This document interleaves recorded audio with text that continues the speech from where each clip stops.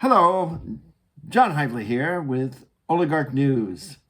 So today, as I said in a video not so long ago, I think it was just yesterday, we're going to talk about how the United States is a fascist government. We have a fascist government.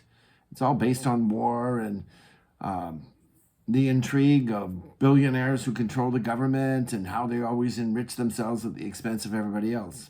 So first, let's take a look at what FDR said, what FDR's definition of fascism was. So I've mentioned in the past that the Supreme Court justices have come up with fantasy stories that have destroyed democracy in the United States and created an oligarchy, which is nothing more than a fascist government. So I'm going to read here.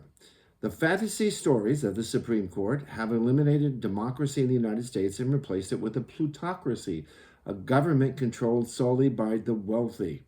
This was a deliberate decision on the part of Supreme Court justices to create a government controlled solely by the wealthy. As I've mentioned in the past, this has been the role of the Supreme Court to suppress democracy for everyone. From the inception of the Supreme Court in the 1790s until 1937, when the Great Depression and FDR snuffed it out and reduced the power of the court. But beginning in the late 1960s, I'm going to say 1969, when Supreme Court Chief Justice Earl Warren retired and President Richard Nixon's attorney appointees took over, that's when everything kind of went to hell in a handbasket for democracy. Anyway, former President Franklin Delano Roosevelt referred to such a government, as a government controlled by the wealthy, as fascism. On April the 29th, 1938, FDR spoke to Congress. He referred to the rise of Nazi Germany when he said, "Unhappy events abroad have retaught us two simple truths about the liberty of a democratic people. The first truth is that the liberty of a democracy is not safe if the people tolerate the growth of private power to a point where it becomes stronger than their democratic state itself. That, in its essence, is fascism, ownership of government by an individual, by a group, or by any other controlling private power." Now, how do we know we live in a fascist state? Well, in 2014, researchers from Princeton and Northwestern universities concluded in a study, and the study was called Testing Theories of American Politics, that the United States government is ruled solely by the wealthy. The study analyzed 1,779 policy issues from 1981 to 2002, which were years before the Citizens United decision.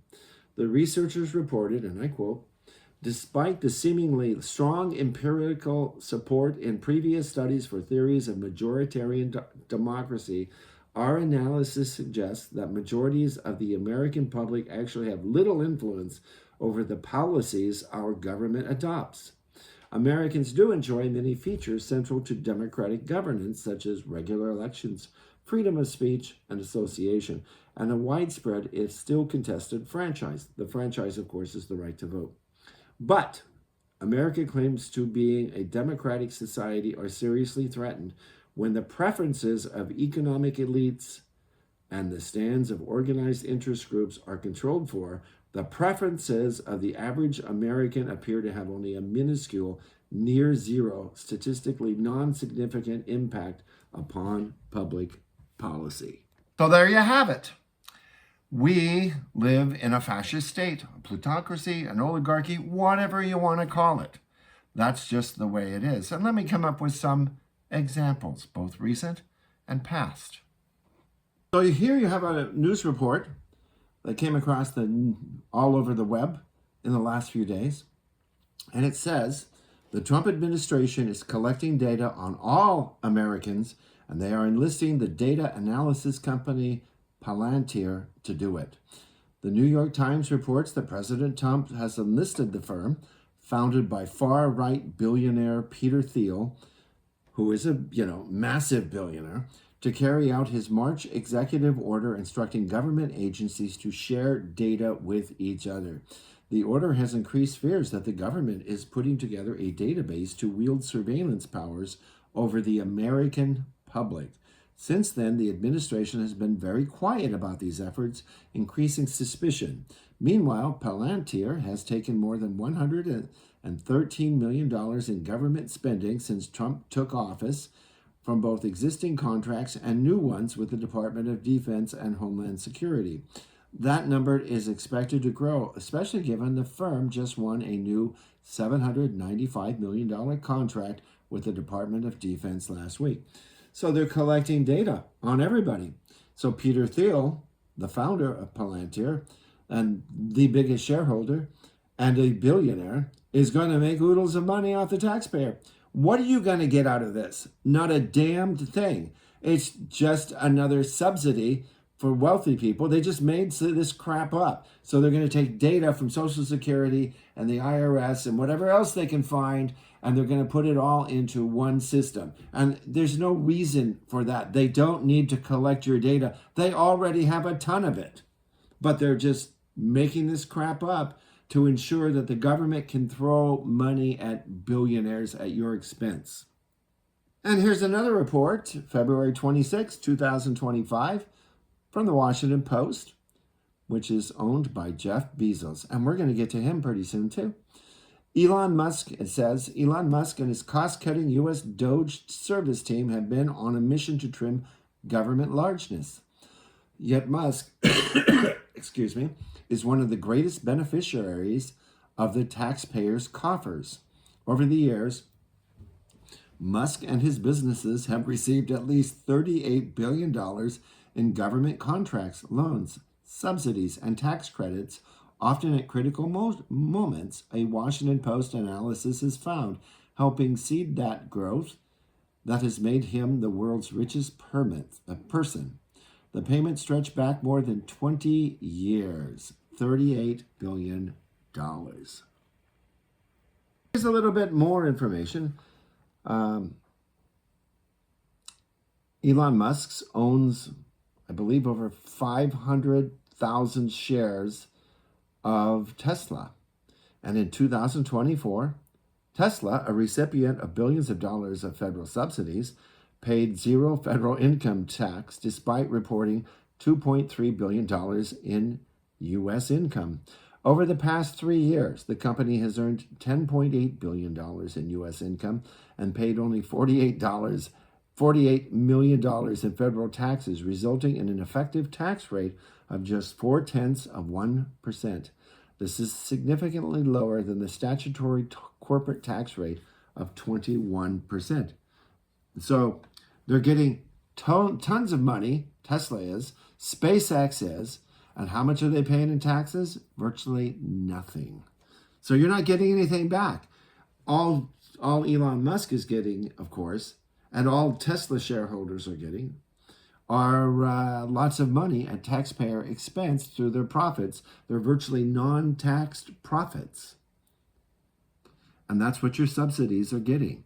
Billionaires are prospering, and you are paying the price. So we picked on a couple Republican Party billionaires. Let's pick on a couple Democratic Party billionaires. So Microsoft, owned by Bill Gates mostly. I mean, not mostly, but he holds huge amounts of shares. And so does another Democrat. I forget his name, but he's the former CEO that followed in the footsteps of Bill Gates once he resigned as CEO. I can't believe I forget his name. We'll look it up later. But Microsoft receives substantial federal subsidies, primarily through contracts with agencies like the Department of Defense and other federal departments. These contracts, often related to cloud computing and IT services, have resulted in Microsoft being a top recipient of government funding. So let's pick on Bill Gates now. He's a good Democrat, isn't he? No, he's a good billionaire like Elon Musk, like Bill Gates, like Peter Thiel. They're all billionaires, and they're all screwing you over as much as they can. So they become richer at your expense, at your taxpayer dollars' expense. Anyway, Good Jobs First, a nonprofit that tracks government subsidies, has documented over $6.7 billion in subsidies given to Amazon in the U.S. This includes state and local economic development deals for warehouses, data centers, and other facilities. So we're subsidizing via our tax dollars on local, state, and federal level tax dollars. We're subsidizing the building of Jeff Bezos' warehouses and data centers for private profit. How stupid is that? We're getting reamed by these guys. That's for darn sure. And this is called a fascist government, when the government is essentially working on behalf of the billionaires and not you. There you have it. It's the billionaires versus you. It doesn't matter whether you're a Republican or a Democrat. They're screwing you over. But in the meantime, they're making you hate each other, you voters. While Democrats, on both billionaire Democrats and billionaire Republicans, are united against you. Think about that. Anyway, you guys have a good one. I'm having a good weekend. If you like what I shared with you, please like, subscribe, and share. I've got a battle plan, as you all know, right? You know I've been telling you this for a while now, for a couple of months at least. I'm developing the groundwork for a counterattack against the billionaires. I think we can do this. Piece of cake. It's going to be easier than we think. Anyway, have a good one. I'm done for tonight. Oligarch news for today.